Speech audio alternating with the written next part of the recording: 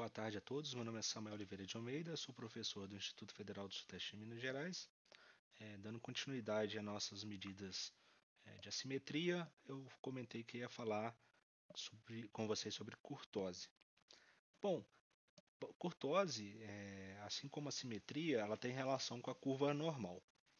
Então, quando a gente vê aquela distribuição normal, ela vai ter uma aparência dessa forma. A gente chama essa aqui que é a distribuição normal, que é a nossa distribuição com maior padrão, tá? Então, o que que a gente pode ter? A gente pode ter uma amplitude, né, um pico nessa curva maior, né, se a gente tiver uma modificação nela, né? Então, ela vai ter um pico muito grande, né, e depois ela sobe e desce mais rápido, ou ela pode ser achatada. Se ela for muito achatada, né, ela vai receber outro nome. Então, para cada um dos tipos que a gente tem aqui, né, a normal, com pico, né, ou grande amplitude, ou achatada, a gente vai dar um certo nome, né? Então, elas têm esses nomes aqui que é um pouco enjoadinhos, né?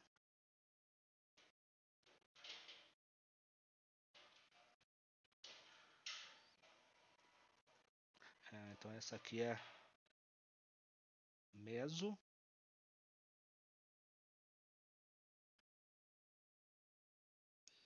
essa é a lepto,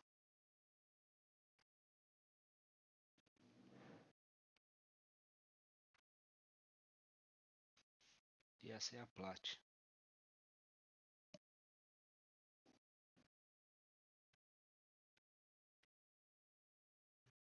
Então ela vai receber esses três nomes.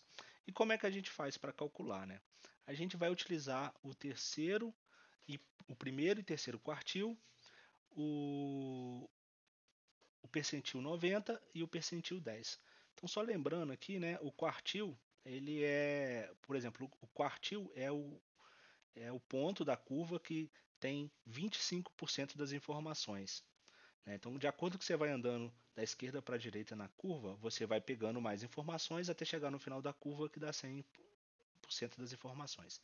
Então, se você pega uma área que equivale a 25% da área da curva, né, você está no primeiro quartil. Se você pega, por exemplo, o segundo quartil, então, o segundo quartil ele vai pegar 50%. Né, porque é 25 do primeiro quarto mais 25 do segundo, então ele é o meio da curva certinho, tá? E assim vai. O percentil ele vai ter essa relação e vai dividir a sua curva em 100, né? Então, nesse caso, 90, o percentil 90 quer dizer que você está pegando 90% da área dessa curva. Então, o que a gente está fazendo aqui, olha, é estudar a amplitude dela bem centralizada, porque entre o primeiro e o quarto quartil, nós temos isso aqui, ó. Nós temos essa apresentação aqui. Olha lá, entre o primeiro e o quarto quer dizer essa área, né? Mais ou menos. E entre aqui está fazendo a diferença entre da 90 e do 10, que é as pontas. Né? Então a gente está relacionando o centro, a área no centro, com a diferença nas pontas. Tá? A gente está calculando essa área aqui, ó, essa área, mais essa área aqui. Então o que a gente está fazendo é verificar se ela vai ter uma amplitude regular, se ela vai ter uma amplitude alta ou se ela vai ser uma amplitude baixa, que é achatada. Tá? Bom, então aqui um exemplo.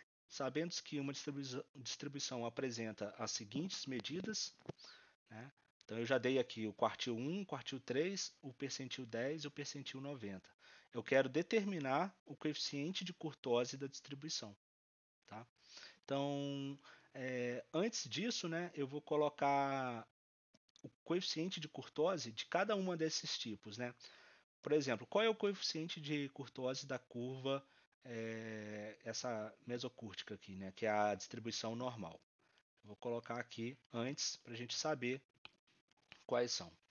Então, é padrão, né, a distribuição normal né, padrão, ela vai ter um coeficiente de curtose já calculado, que é o de 2,63, 0, isso aqui, né? Então 0,263. Quando a gente tem aquela curva com a maior amplitude, né, quer dizer que esse coeficiente vai ser menor. Se você olhar pela fórmula, né, isso quer dizer que a área, né, olha o Q3 menos Q1, quer dizer que essa área aqui, ó, vai ficando mais curta, né? Então quer dizer que ela está numa amplitude maior. Então a gente coloca aqui, tem quando for maior, aí vai ser a curva mais achatada. Então aqui a gente tem a meso,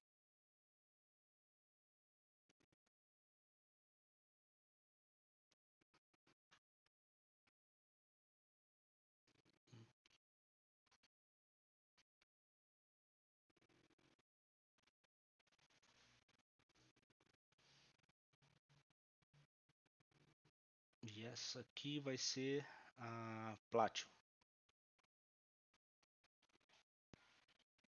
Plat, né?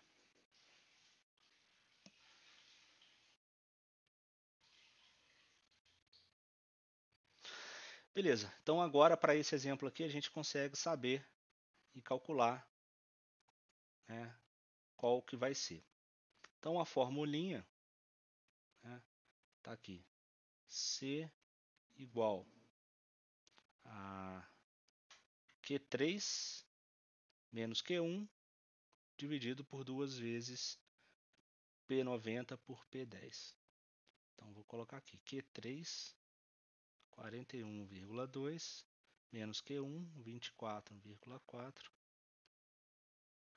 dividido por 2 vezes a relação aqui vai dar P90, né? 49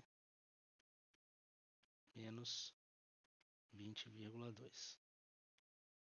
Fazendo essa conta, a gente chega 0,287. Então, qual é a conclusão que a gente chega aqui, né? Para esse valor aqui, né, ele é maior do que o 263, tá? Então, a gente tem, nesse caso, um achatamento. Então, quanto maior for esse número, mais achatada é a curva.